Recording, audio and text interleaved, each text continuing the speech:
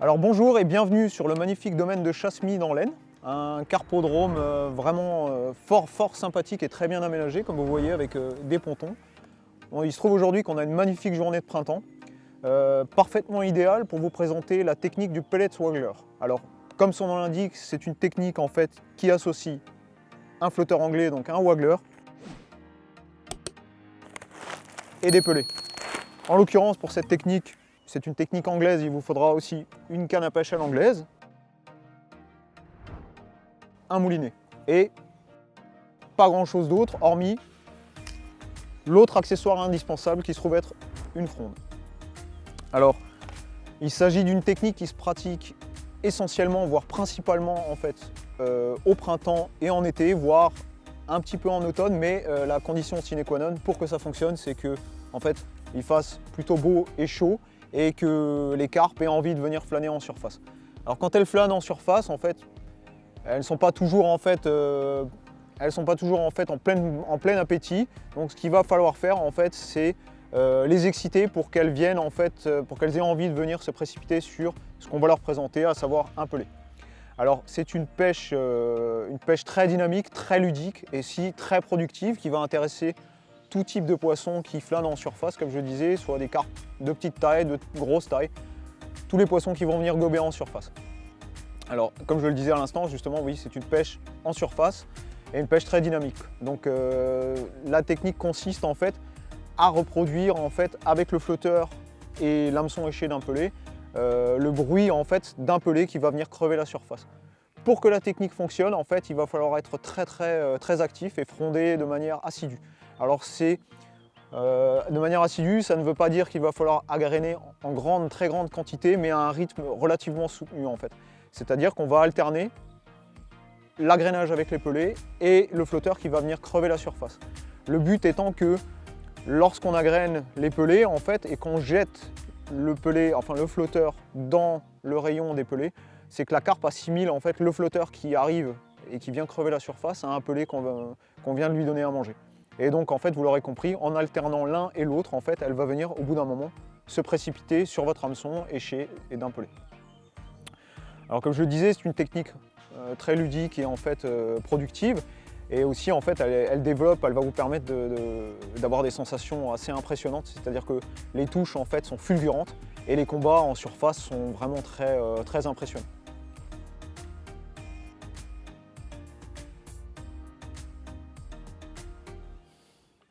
Alors avant de vous montrer les détails du montage et l'action de pêche en elle-même, je vais vous expliquer d'un petit peu plus près en fait comment va se dérouler l'action de pêche et comment en fait comment vont être associés et la chute du waggler et l'amorçage au pellet.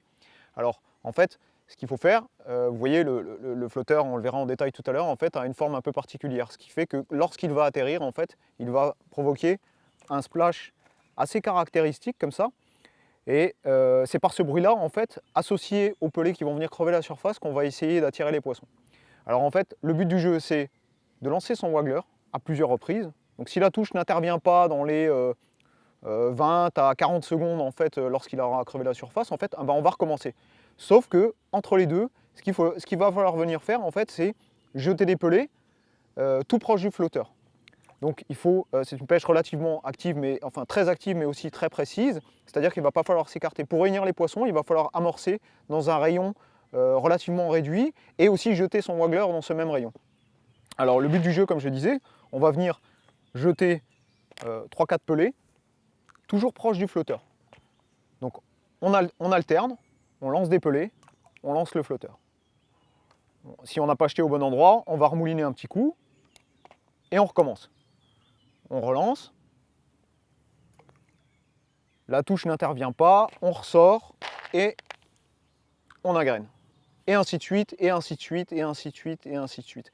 Alors c'est un petit peu comme la pêche à la blette pour ceux qui pratiquent cette pêche de petits poissons aussi vraiment très active. La règle ici du peu, mais souvent, prend tout son sens. C'est-à-dire que en fait, on va jeter 2-3 pellets à chaque fois. Et ainsi de suite, et ainsi de suite, et ainsi de suite. Donc un sac de 800 grammes ou 1 kg de pellet, ça va suffire largement pour pêcher 4-5 heures, puisque forcément, en fait, on va ne fronder que 2 ou 3 pellets à chaque fois. Donc c'est une pêche très exigeante et en fait là votre fronde va être vraiment énormément sollicitée. Donc n'hésitez pas à prendre une, voire deux, trois frondes avec vous si c'est possible parce que les élastiques et les godets souffrent vraiment beaucoup. Donc je répète, la technique elle est super simple. Hein. Hop, on jette son waggler comme ça, et on fronde jusqu'à ce que les premières touches apparaissent. Et tant que les premières touches n'apparaissent pas, en fait on fronde. Et après on alterne entre le waggler qui tombe, pas de touche, on ramène, on jette des pelets et ainsi de suite et en alternativement. Et bon, au fur et à mesure, la carpe va associer la chute du waggler dans l'eau. Évidemment, l'hameçon est éché d'un pellet identique à ceux qu'on va amorcer et au bout d'un moment, bien sûr, elle va se prendre elle-même au piège et elle va se précipiter vers l'hameçon. Donc pour ça, en fait, vous l'aurez vu, le waggler doit être réglé en fait en fonction de la profondeur du plan d'eau, entre 60 cm et 1 mètre pour commencer, et on va varier en fait la position du flotteur en fait et la longueur du bas de ligne en fonction de l'appétit des poissons. Des fois, elles vont avoir envie de se nourrir vraiment très près de la surface, des fois de manière un petit peu plus creuse. Et donc comme on fronde, on va pêcher à une certaine distance du bord, entre 20 et 35 mètres en fonction de la distance où se trouvent les poissons, et ben on va utiliser des pelets plutôt gros, d'une taille comprise entre 6 et 8 mm, justement pour atteindre facilement cette distance, mais aussi, surtout, pour provoquer ce bruit caractéristique et important parce que la carpe est un poisson vraiment très curieux. Alors, on va passer en revue le matériel qui est nécessaire pour pratiquer cette pêche au pellet waggler. Donc on va commencer par le montage. Alors le montage est vraiment simplissime. Il faut le faire simple et efficace. Donc on a le nylon qui vient du moulinet. Un nylon compris entre 17 et 22 centièmes suffit amplement. Un nylon beaucoup plus gros, en fait, même si c'est des gros poissons, on aurait beaucoup de mal à passer au travers des anneaux et en fait à force de lancer, en fait, ça deviendrait compliqué, la canne va siffler. Il vaut mieux pêcher avec un nylon, comme on est équipé d'un moulinet et d'une canne à anneaux, en fait, il vaut mieux utiliser un nylon un petit peu plus fin et les sensations au combat sont beaucoup plus agréables. Alors pour réaliser le montage, en fait, il ne va pas vous falloir grand chose. En fait, en tout et pour tout, il va vous falloir 3 accessoires. Il faudra des stop float, 4, donc 2 au-dessus et 2 sous le flotteur pour pouvoir l'immobiliser sur la ligne. Et le flotteur lui-même est fixé à un émerion à agrafe qui va venir trouver sa place entre les 2 stop float. Alors comme je le disais, c'est vraiment un montage simplissime. La condition en fait, c'est d'utiliser un matériel, ce petit matériel doit être de bonne qualité, c'est-à-dire que les stop float en fait doivent épouser parfaitement le diamètre du nylon, c'est-à-dire qu'ils ne doivent pas bouger intempestivement, parce que si les stop float venaient à bouger quand vous lancez, eh ben en fait le flotteur il va venir à se déplacer et la profondeur va être déréglée. Donc il faut bien choisir la qualité des stop float en rapport avec le nylon, je le rappelle, et un émerion à agrafe, si possible, comme celui-ci en fait, avec un plastique protecteur. Ça va éviter en fait que lors des ferrages ou des lancers à répétition en fait, que la tâche ne vienne mater en fait le nylon et à force, ce qui pourrait arriver, c'est qu'au ferrage en fait, on casse. Alors la dernière pièce essentielle évidemment de cette technique de pêche au pellet waggler, c'est le waggler justement. Alors ce waggler, ce flotteur anglais en fait est un petit peu particulier, c'est-à-dire qu'il n'a rien à voir en fait avec un flotteur qu'on voudrait utiliser pour la pêche du gardon ou de la brème. C'est un flotteur en fait qui va supporter entre 4 et 12 grammes à peu près, donc évidemment une forme cylindrique, plutôt droite, mais par contre tout le poids est concentré sur une longueur beaucoup plus réduite que celle d'un waggler classique. Le but étant en fait d'obtenir une zone de visibilité suffisamment importante en fait au sommet et aussi un peu de résistance à la touche aussi parce que on pêche avec un pellet de relativement grosse taille, c'est-à-dire entre 6, 8 voire 10 mm en fait, et il ne faudrait pas qu'en fait le flotteur vienne à couler. Alors donc comme je le disais, une forme beaucoup plus ramassée, donc le volume réduit et concentré sur une surface beaucoup moins importante. Et aussi donc ce volume va permettre d'obtenir un bruit caractéristique à l'atterrissage. C'est-à-dire que ce flotteur, intégralement pré-plombé, je le précise, c'est-à-dire qu'il ne supporte absolument, il n'a pas besoin de plomb supplémentaire sur la ligne, il va être équilibré. Une fois qu'il sera en position, on ne verra que l'antenne poindre. Et le but du jeu en fait de ce pellet waggler en fait, c'est le bruit qu'il va provoquer à la surface. C'est-à-dire lorsqu'il va atterrir, donc la base plombée va atterrir en premier, provoque le bruit d'un pellet qui crève la surface. Enfin, pour finir, dernier élément essentiel de ce montage, aussi simple soit-il, il doit être, encore une fois, je le rappelle, confectionné avec des éléments qualitatifs, c'est l'hameçon à œillet. Alors pourquoi l'hameçon à œillet? C'est parce que tout simplement on pêche avec des pelets durs en fait, et on va réaliser le montage de l'hameçon en fait via un nœud knotless, et sur lequel en fait va être fixée une bague en latex sur laquelle en fait, enfin à l'intérieur de laquelle on va venir fixer un pelet. Alors soit un pelet de la même taille que celui qu'on utilise pour amorcer, on va pouvoir varier en fait la taille des pelets grâce au bait band.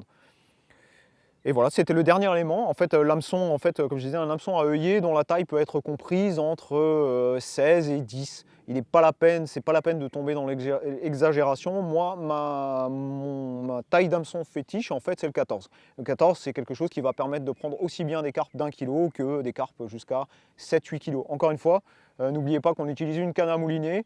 Donc une canne un petit peu plus souple qu'une canne avec un élastique intérieur, une grande canne avec un élastique intérieur, et surtout elle est équipée d'un moulinet, ce qui va permettre de jouer soit avec le frein, soit avec l'action de démoulinage, c'est vous qui allez voir.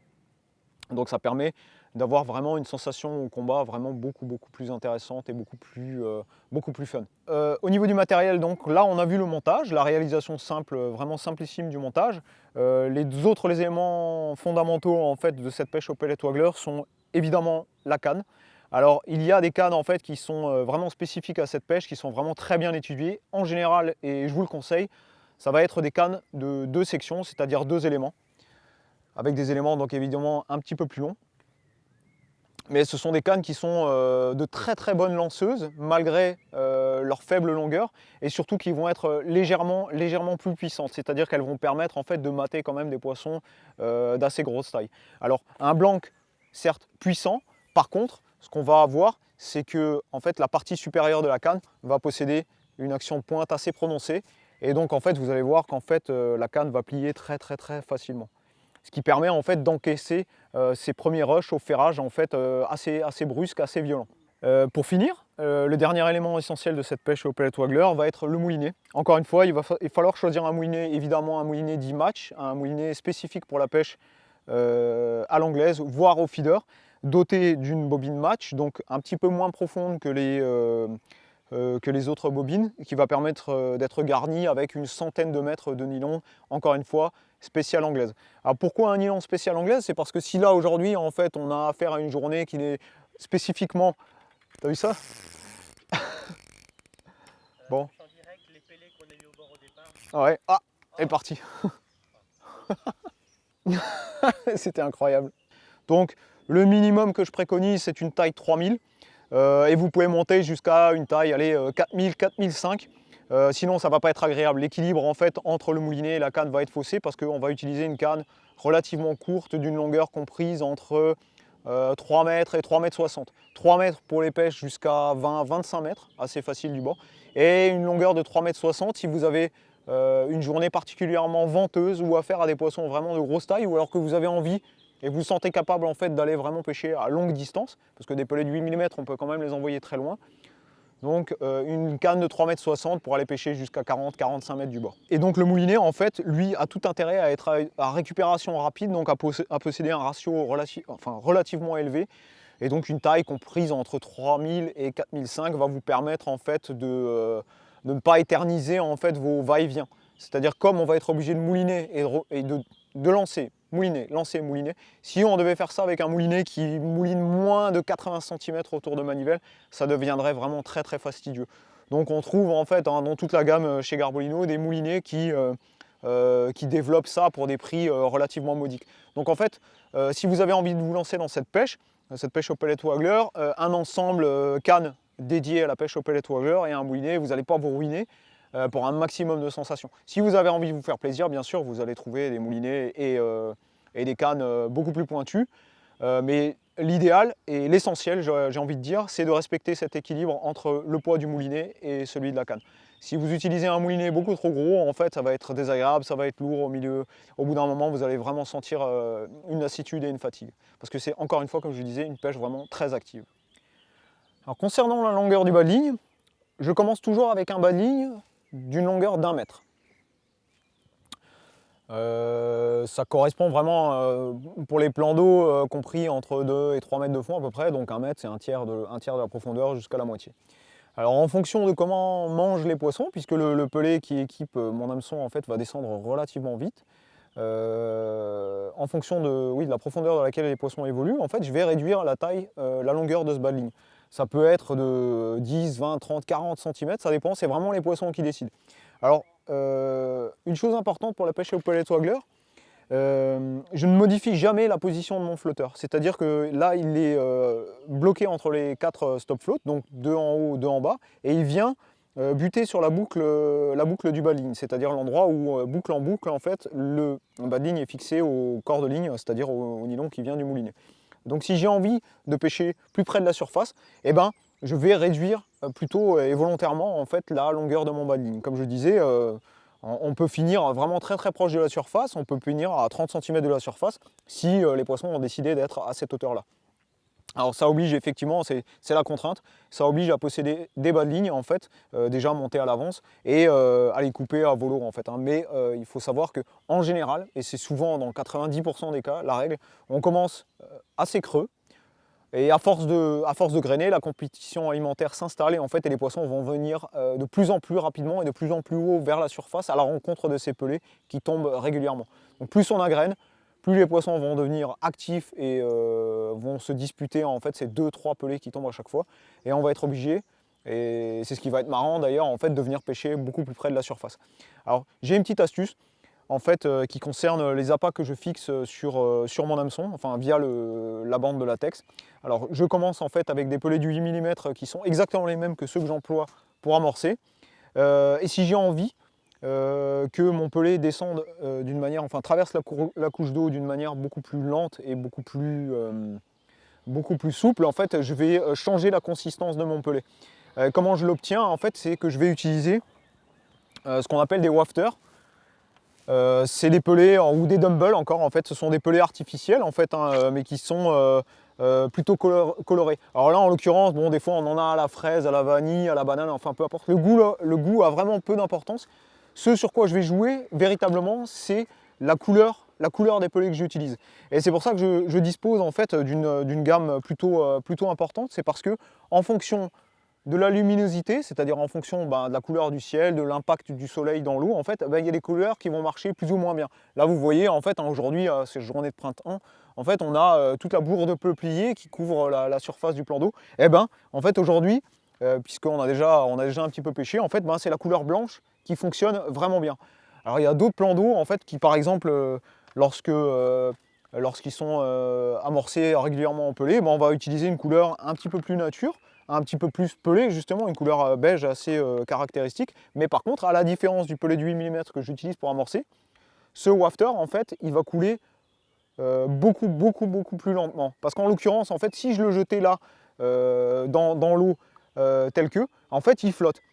C'est sa caractéristique première. Et par contre, lorsque je vais venir le greffer à mon hameçon, le poids de l'hameçon, en fait, va entraîner le pelé dans sa course. Et donc, en fait, il va descendre de manière très lente. Et donc en fait ce qui va se passer c'est que vous l'aurez compris, il va descendre, il va traverser la couche d'eau et la carpe va venir à sa rencontre. Et c'est un petit peu le jeu auquel je vais jouer, c'est-à-dire que des fois plutôt que de bouger, de raccourcir mon bas de ligne, je vais utiliser un wafter en fait qui va venir descendre beaucoup plus lentement jusqu'à sa position. Et ça va en fait exciter les poissons et ils vont peut-être en fait, enfin en tout cas je l'espère dans le principe, venir à la rencontre de ce pelé. Alors il ne faut pas hésiter en fait à vous procurer en fait des wafters de toutes les couleurs, mais n'hésitez pas à utiliser même les couleurs les plus dingues. Alors vous voyez là j'ai de l'orange pâle, j'ai du beige, j'ai du blanc, j'ai du rose, il existe du jaune. Ne vous privez pas en fait d'essayer des couleurs qui peuvent vous paraître extravagantes parce qu'en fait là ce qu'on va faire c'est que en fait on va jouer vraiment la carte du contraste. Et très souvent ça fonctionne. Alors essayez bien, moi j'apprécie beaucoup les couleurs assez flashy, mais je ne m'interdis pas en fait d'utiliser des couleurs un petit peu délavées aussi, hein. Du blanc délavé, du rose délavé, comme si c'était un pelé qui avait séjourné un petit peu longtemps dans l'eau. Petite astuce. Alors je le répète, l'action de pêche est simple, mais elle est intensive. C'est-à-dire que j'ai là donc sur ma desserte en fait les pelés pour l'amorçage. Donc j'en garnis ma fronde. Alors la fronde, l'élément essentiel de la fronde, c'est son godet. En fait, c'est important qu'elle possède un godet rigide, ce qui évite en fait de devoir avoir à la manipuler pour pouvoir la remplir. Donc je prends les pelets qui sont là sur ma tablette, j'en mets 2-3 et puis je fronde. Là, en l'occurrence, je pêche à une distance comprise entre 25 et 28 mètres à peu près. Donc j'utilise cette fronde en fait qui est équipée d'élastiques creux de 2,7 mm. Donc ce sont exactement les mêmes élastiques creux qui vont venir garnir les sillons des grandes cannes. Donc là, ce sont des soft fighters de 2,7 mm qui me permettent en fait d'atteindre vraiment sans forcer cette distance que je souhaite atteindre. Donc l'avantage, c'est que les élastiques sont non seulement souples, ce qui demande vraiment absolument aucun effort pour reproduire ça. L'avantage, c'est que grâce à leur diamètre aussi, ils reviennent toujours en position. Il n'y a jamais d'emmêlage qui vient se créer, ils ne s'entortillent pas et donc là, la fronde est toujours prête à l'emploi. Je la garde à côté de moi ou je la garde en main. Donc je répète, je mets les pelets, je fronde et j'essaye, enfin autant que possible, j'essaye de lancer, de propulser mon waggler dans le rayon de ces mêmes pelets.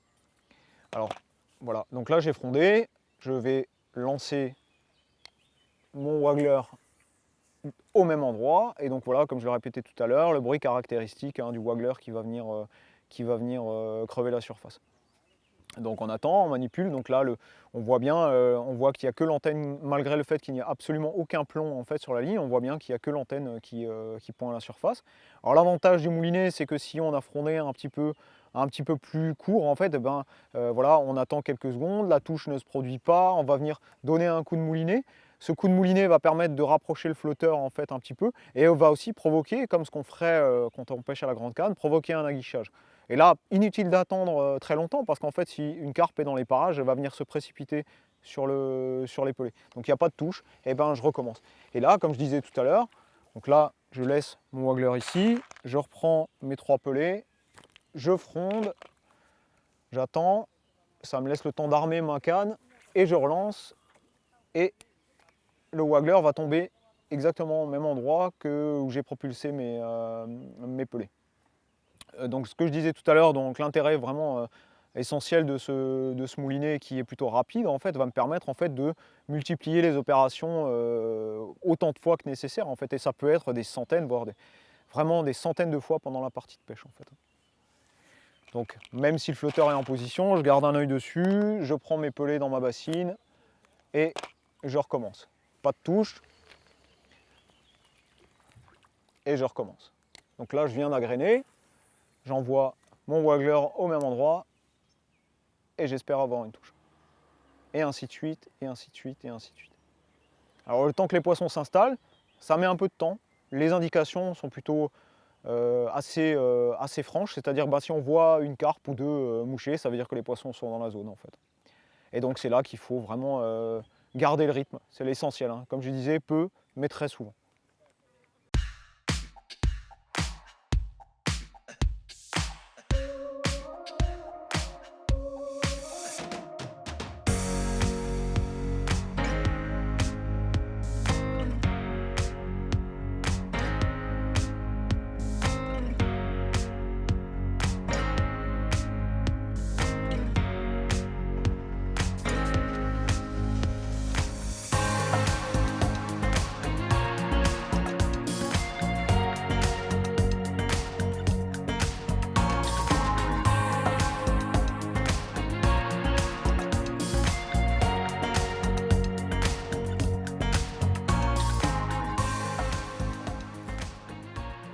Alors voilà, une belle touche.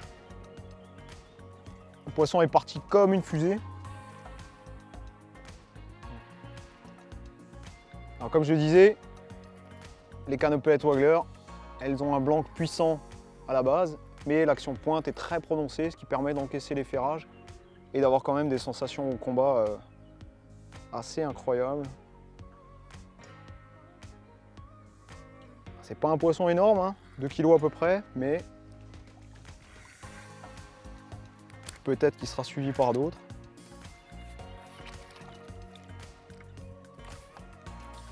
Et voilà. J'adore vraiment la pêche au pellet waggler parce que c'est vraiment une pêche super ludique, super active, super dynamique, qui permet de prendre des gros poissons avec, ma foi, un 17 centièmes sur le moulinet. C'est quand même quelque chose de très agréable. Et voilà, une de plus dans la bourriche.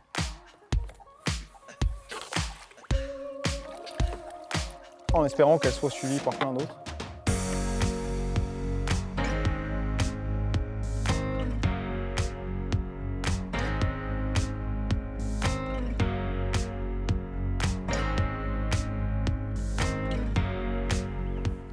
Touche en direct, dernier poisson de la journée.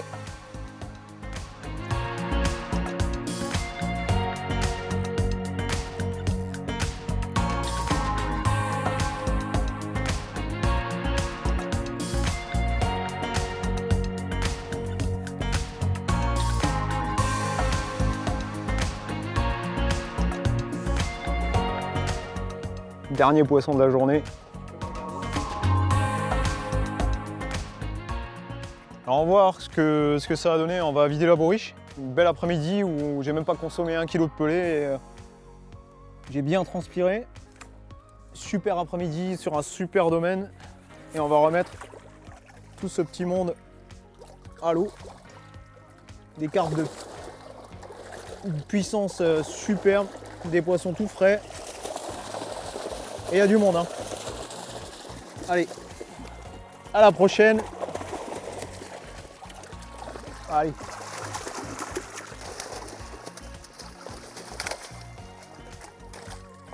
Bye bye, à la prochaine. Alors vous avez vu la technique du pellet waggler efficace, simple à mettre en œuvre. Je vous invite vraiment à l'essayer du printemps jusqu'à la fin de l'été. Profitez-en avec le soleil. Et on en reparlera dans de futures vidéos, futurs articles à découvrir sur garbolino.fr et la chaîne YouTube de Garbolino France. À bientôt.